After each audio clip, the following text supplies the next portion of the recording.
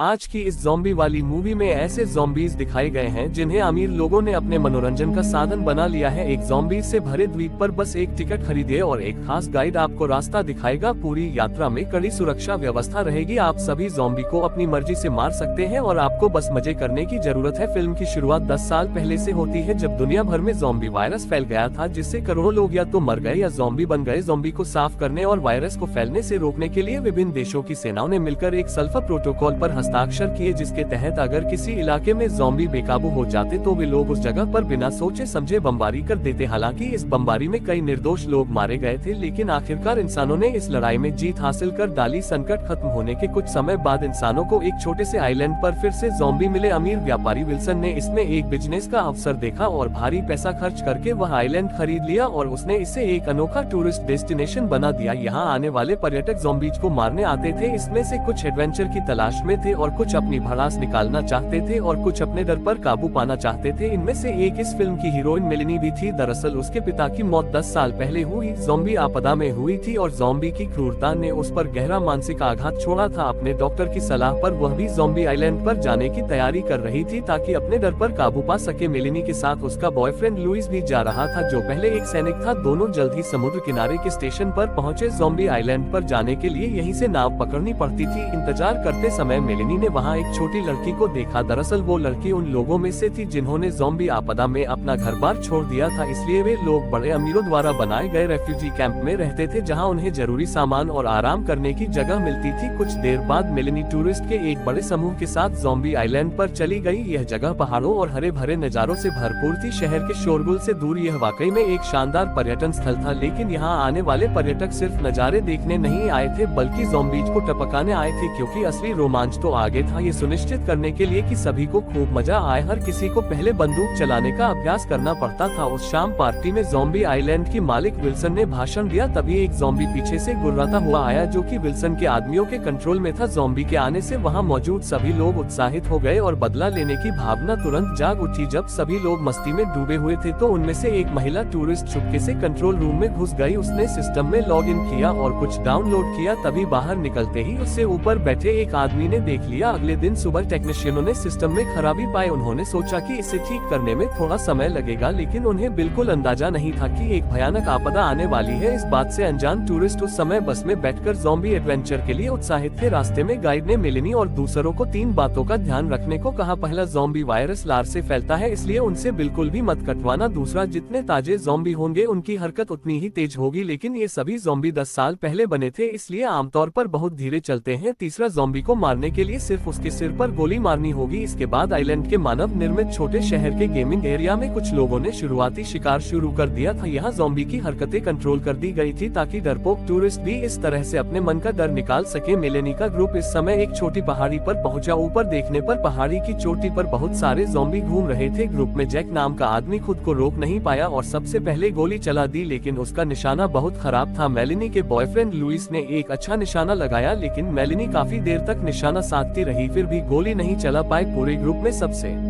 अच्छा प्रदर्शन करने वाला अधेड़ उम्र का आदमी आर्चर था, जिसका लगभग हर निशाना सिर पर लगता था, जिससे सभी हैरान थे। और वह लड़की सैडी, जो पहले कंट्रोल रूम में घुसी थी, ऐसा लग रहा था जैसे वह सच में छुट्टियां मनाने आए हो। उसने पूरी यात्रा में एक बार भी बंदूक नहीं उठाई। शाम के करीब मेलिनी का ग्रुप एक जगह पर कैंप करने पहुंचा। मेलिनी आज के अपने प्रदर्शन से निराश थी। उसके बॉयफ्रेंड ने उसे दिलासा दिया कि वह चिंता न करे और धीरे धीरे सीखे, क्योंकि उन्हें यहाँ 3 दिन और रहना था। लेकिन उन्हें नहीं पता था कि आइलैंड के कंट्रोल रूम में सभी टेक्नीशियन खतरे में थे। दरअसल पिछली गड़बड़ी सिर्फ एक साधारण सिस्टम की खराबी नहीं थी, बल्कि किसी ने आइलैंड के सिक्योरिटी सिस्टम में डाटा बदल दिया था। इससे पहले कि वे कोई समाधान सोच पाते, कांड हो गया और पूरे आइलैंड का कंट्रोल सिस्टम क्रैश हो गया। अलार्म लगातार बजने लगे और ज़ॉम्बी पर बंदी जंजीरें ढीली होने लगी। वे पिंजरे से छूटे हुए खतरनाक जानवर की तरह थे और पल भर में शिकारी अब खुद शिकार में बदलने वाले थे। लेकिन उस समय पर्यटक आने वाले खतरे से अनजान थे। एक आदमी टॉयलेट से लौटा तो अचानक उससे पीछे एक ज़ॉम्बी दिखा। हालांकि गायब ने उसे तुरंत मार दिया, लेकिन गोली गोली की आवाज ने और भी बड़ी मुसीबत खड़ी कर दी। तभी होटल में आजाद हुए ज़ॉम्बीज ने इंसानों पर हमला करना शुरू कर दिया, जिससे पूरी लॉबी में अफरा तफरी मच गई। टेक्नीशियनों ने देखा कि सिस्टम ठीक नहीं हो सकता तो उन्होंने जान बचाकर भागने का फैसला किया, लेकिन जल्द ही वे भी ज़ॉम्बी से घिर गए। विल्सन को भी उम्मीद नहीं थी कि ये दुर्घटना इतनी अचानक होगी। वो बचाव करने के बजाय सीधे सुरक्षा कक्ष में भाग गई। हालांकि इससे भी बुरी बात अब होने वाली थी। सुरक्षा प्रणाली पूरी तरह से फेल होने के कारण सल्फर प्रोटोकॉल अपने आप सक्रिय हो गया, जिसका मतलब था कि आइलैंड पर मौजूद टूरिस्ट भले ही ज़ॉम्बी के हमले से बच जाए, लेकिन जल्द ही बमबारी से उनके टुकड़े टुकड़े हो जाएंगे। इधर मेलेनी का कैंप शांत था। सैडी इंजन के बोनट पर बैठकर तारे गिन रही थी। मेलेनी को नींद नहीं आ रही थी, इसलिए वह खुद उससे बात करने आई। जब दोनों बातें कर रहे थे तो अंधेरे से एक ज़ॉम्बी निकला। मेलेनी के हाथ खाली थे। उसने सैडी को जल्दी से गोली चलाने के लिए कहा, लेकिन सैडी गोली नहीं चला पाई। खतरे के समय आर्चर समय पर पहुंच गया और ज़ॉम्बी को मार डाला। गोली की आवाज सुनकर बाकी लोग भी कैंप से बाहर निकल आए। गाइड हैरान था। कैंप और ज़ॉम्बीज का एरिया इंजन की दीवारों से अलग किए गए थे और सामान्य परिस्थितियों में ज़ॉम्बी पर्यटकों के पास नहीं पहुंच सकते थे। उसे कुछ गड़बड़ लग रही थी। उसने टॉर्च जलाई तो देखा कि ज़ॉम्बी का एक बड़ा झुंड आ रहा है। आर्चर बिना कुछ कहे तुरंत बंदूक उठाकर गोली चलाने लगा, लेकिन बुरी बात यह थी कि दूसरी दिशाओं से भी ज़ॉम्बीज आ रहे थे। गाइड तुरंत गाड़ी पर चढ़ गया और वायरलेस से हेडक्वार्टर से मदद मांगने की कोशिश की, लेकिन उसे बताया गया कि सल्फर प्रोटोकॉल पहले ही एक्टिवेट हो चुका है। इस समय कैंप में पूरी तरह से अफरा तफरी मची हुई थी। गाड़ी की छत एकमात्र सुरक्षित जगह थी और सभी लोग एक साथ उस पर चढ़ गए। हालांकि सभी भाग्यशाली नहीं थे। बहुत सारे पर्यटक ज़ॉम्बी के हाथों मारे गए। शुक्र है कि आर्चर और लुइस जैसे मजबूत लोग थे जिन्होंने गोलियां खत्म होने से पहले सभी ज़ॉम्बी को मार डाला। बाकी लोग डर के मारे कहीं नहीं जा सके और गाड़ी की छत पर बैठकर सुबह तक रोते रहे। आर्चर ने अपनी गोलियां गिनी तो पता चला कि वह बहुत कम बची है और तभी गाइड को और भी भयानक सच्चाई बतानी पड़ी। ज़ॉम्बी आइलैंड पूरी तरह से ज़ॉम्बी के कब्जे में आ चुका है, जिससे सल्फर प्रोटोकॉल सक्रिय हो गया था। उस स्थिति में शायद एक कीड़ा भी बाहर नहीं निकल पाएगा। जब सभी लोग बेखबर थे तो गाइड ने नक्शा निकाला और कहा कि अगर वे घाटी पार करके मानव निर्मित छोटे शहर से गुजरते हैं तो वे कम्युनिकेशन रेलवे स्टेशन पहुंच सकते हैं। वहां बंदरगाह तक जाने वाली एक भूमिगत सुरंग है। इस समय बमबारी में 5 घंटे से भी कम समय बचा था, इसलिए उन्हें जल्द से जल्द निकलना होगा। आर्चर को सबसे ज्यादा एक्सपीरियंस था, इसलिए वह सबसे आगे चल रहा था। रास्ते में उन्हें ज़ॉम्बी बन चुके कर्मचारी मिले। इस दौरान अगर गाइड ने जल्दी से रिएक्ट नहीं किया होता तो जैक की जान चली जाती। अपने ज़ॉम्बी बन चुके पुराने साथियों को देखकर गाइड का मन बहुत उदास हो गया। जाहिर है आइलैंड की स्थिति उनकी उम्मीद से कहीं ज्यादा